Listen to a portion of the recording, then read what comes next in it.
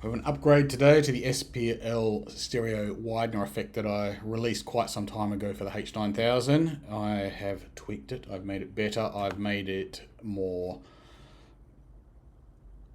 accurate to the original, and today we're going to run through and have a quick look at it.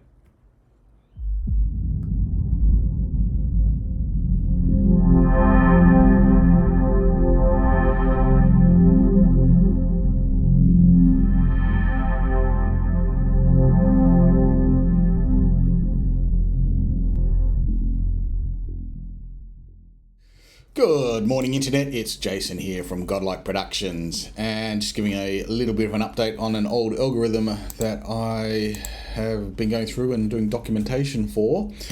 I found some mistakes, so I'm just re-releasing it as an upgrade and also providing a video because I haven't done a video on this one before.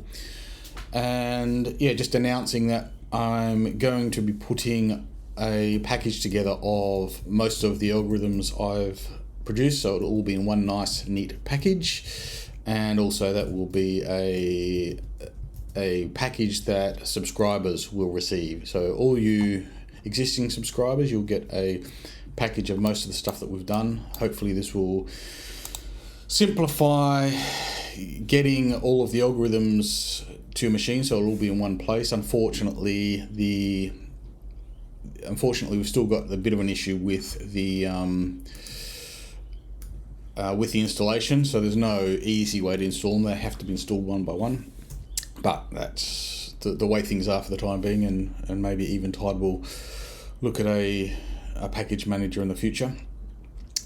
Anyway, let's go back and have a look at this algorithm. So this is SPL Widener, and this is emulated off the width control of an SPL Mark II-T vitalizer. And the reason I originally did this was when I was looking at buying a vitalizer, I had the choice of a Mark II-T and the tube vitalizer.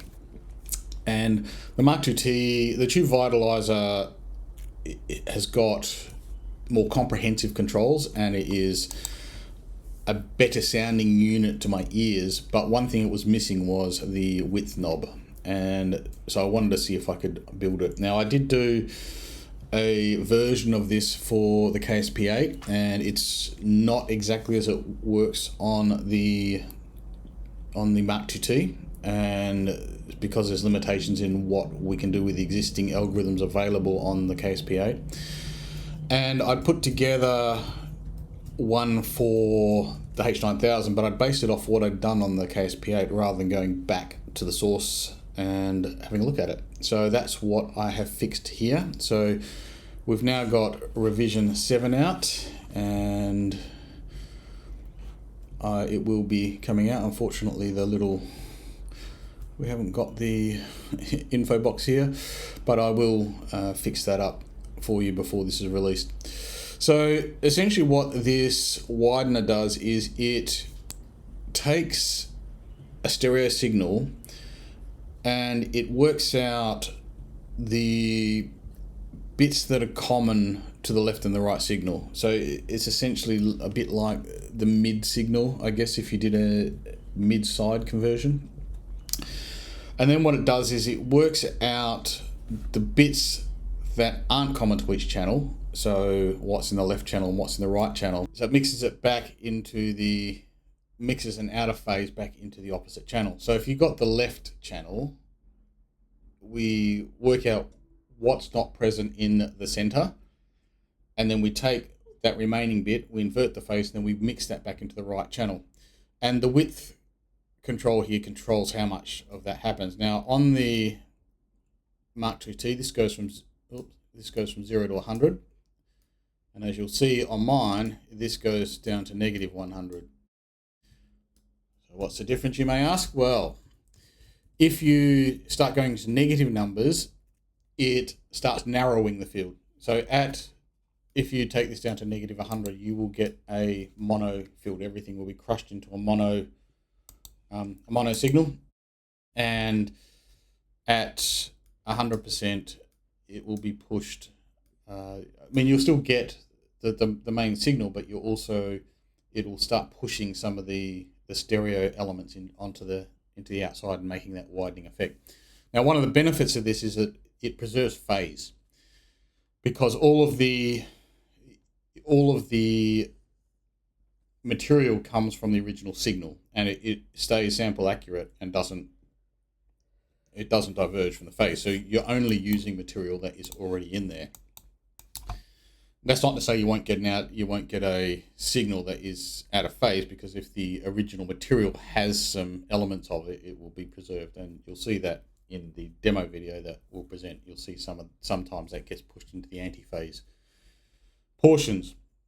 Now, it does maintain phase coherence, which is really, really important, particularly if you're getting onto the mastering chains and you want to make sure that you're not causing phase problems. So yeah, the reason that it maintains phase coherence is because you're never putting more out of phase material into that than what originally appears.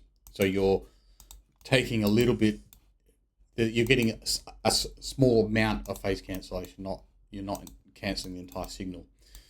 So because of that, you've got that main mid, or that main coherent mono part in the middle that maintains its density, and then you're basically just taking away from around it.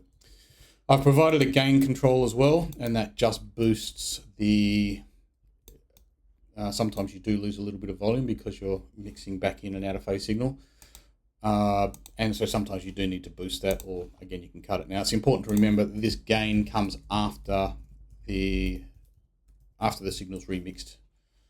So after those out of phase signals, or once the stereo widening has been applied, it boosts the gain there.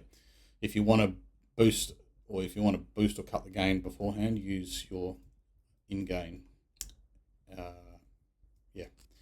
or modified at the source.